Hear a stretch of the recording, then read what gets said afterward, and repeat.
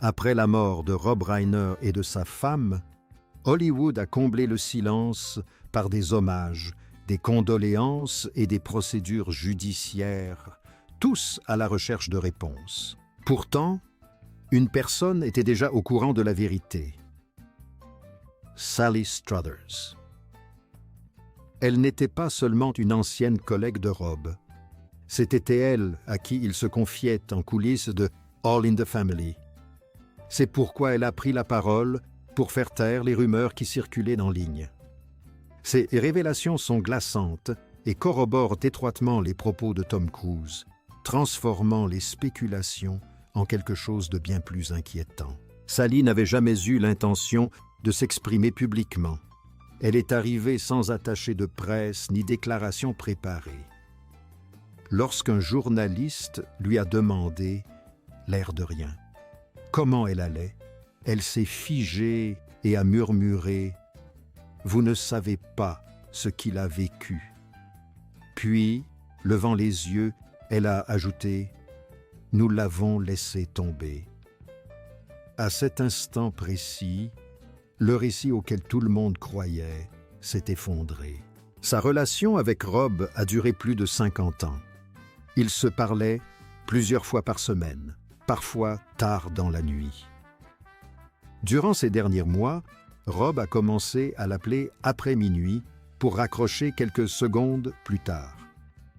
Lorsqu'elle l'a confronté, il a rétorqué sèchement « Je ne peux pas parler longtemps. » Il écoute. Et il a mis fin à l'appel. Cette simple phrase a tout changé. 3 semaines avant sa mort, Sally a retrouvé Rob pour déjeuner à Santa Monica.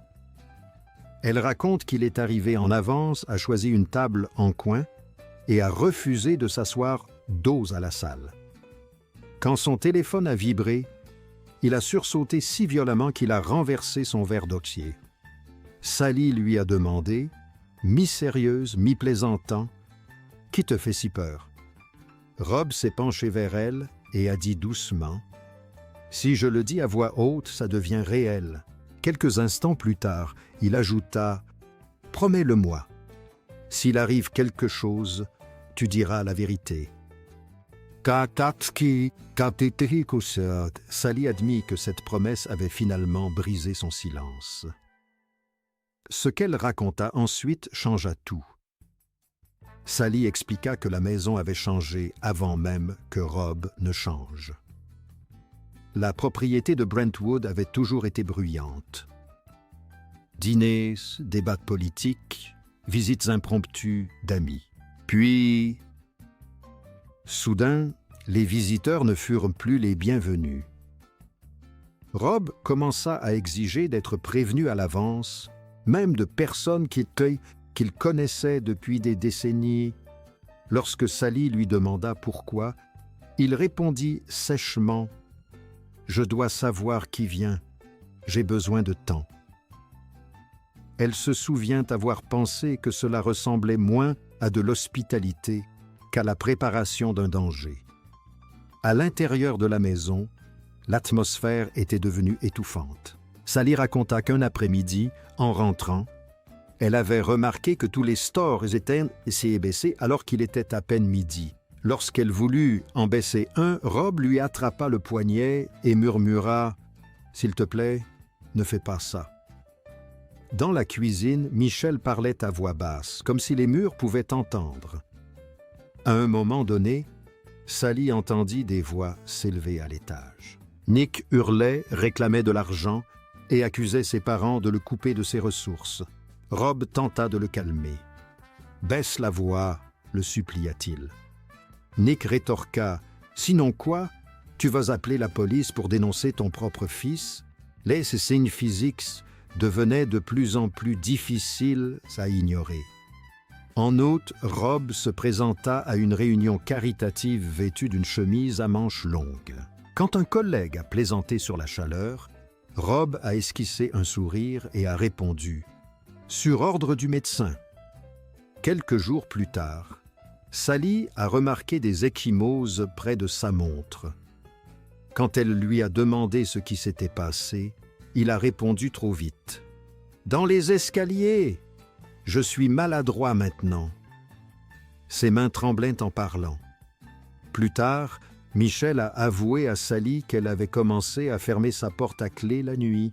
« Je déteste ce bruit, » dit-elle doucement. Des pas résonnèrent dans le couloir. Ce qui symbolisait autrefois la réussite était devenu un enfermement. Les grilles n'empêchaient plus le danger d'entrer. Elles emprisonnaient la peur à l'intérieur. Puis survint le choc qui changea la donne. Selon Sally, Cruz s'était rendu chez les Riner en novembre dernier sous prétexte de discuter d'un projet futur. Ce qu'il découvrit était bien plus sombre. Des voix s'élevèrent dans le couloir. Michelle pleurait. Nick arpentait la pièce, agité, exigeant de pouvoir accéder à l'argent qui avait été mis sous clé.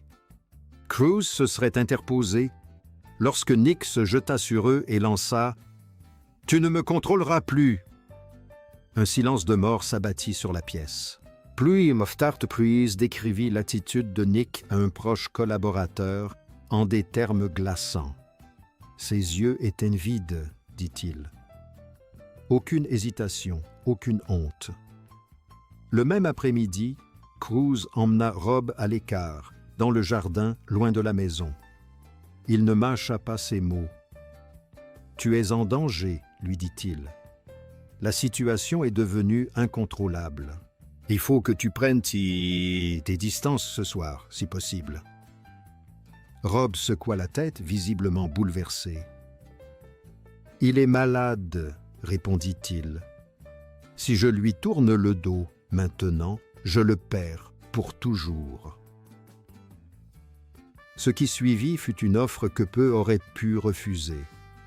Cruz proposa de financer un centre de réadaptation de luxe à l'étranger, entièrement sécurisé et sous surveillance. « Je m'occupe de tout, » insista-t-il. « Laisse-moi faire. » Rob le remercia, mais refusa.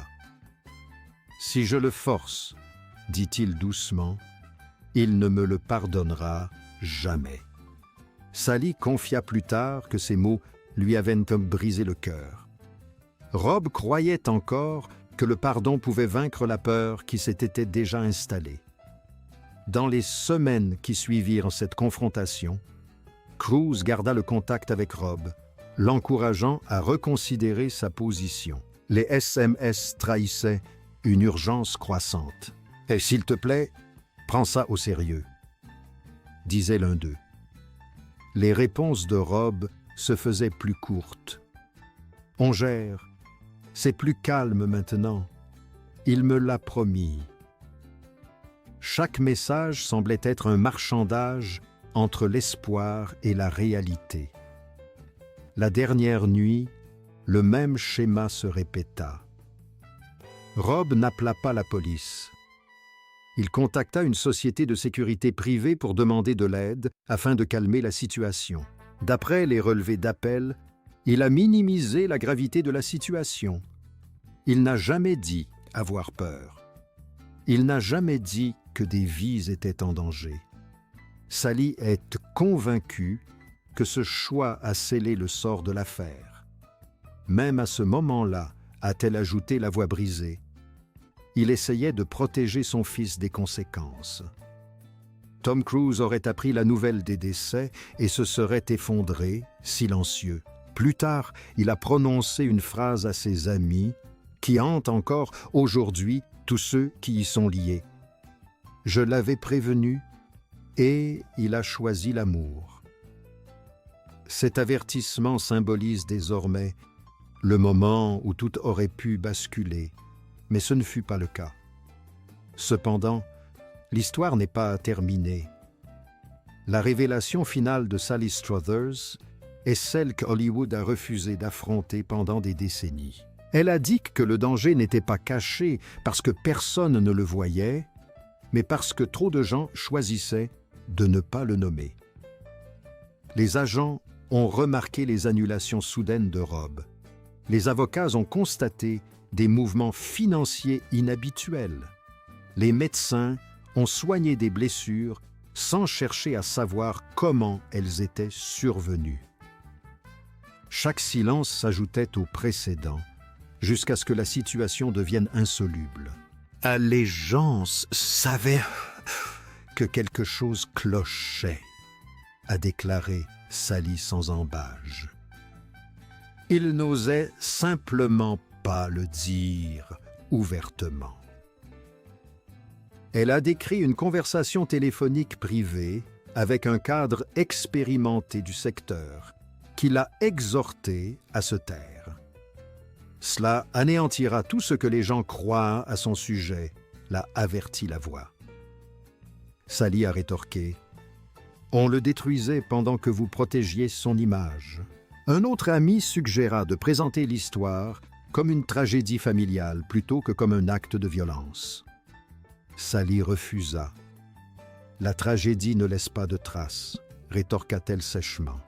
« La violence, si. » Ce qui choqua les enquêteurs par la suite, ce furent des schémas qui n'avaient jamais été remis en question pendant des années, des passages répétés aux urgences enregistrés comme des accidents, des relevés bancaires montrant des paiements soudains à des intermédiaires, des courriels implorant la prise en charge des patients plutôt que leur intervention. Sally a révélé que Rob s'était confié à elle après une consultation juridique.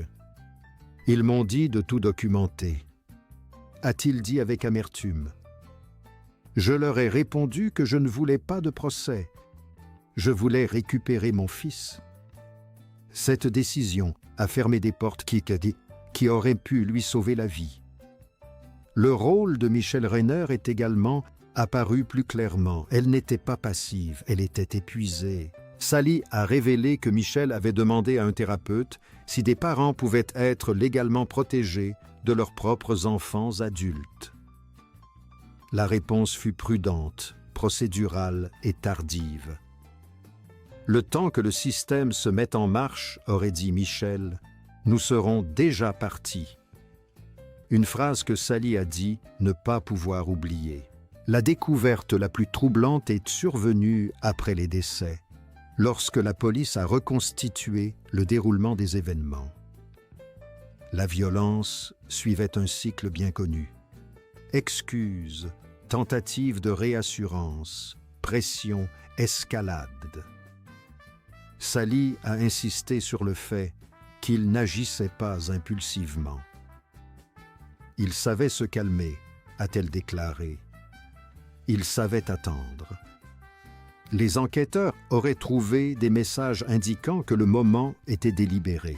Les disputes éclataient lorsque l'isolement était inévitable et que toute aide extérieure était improbable.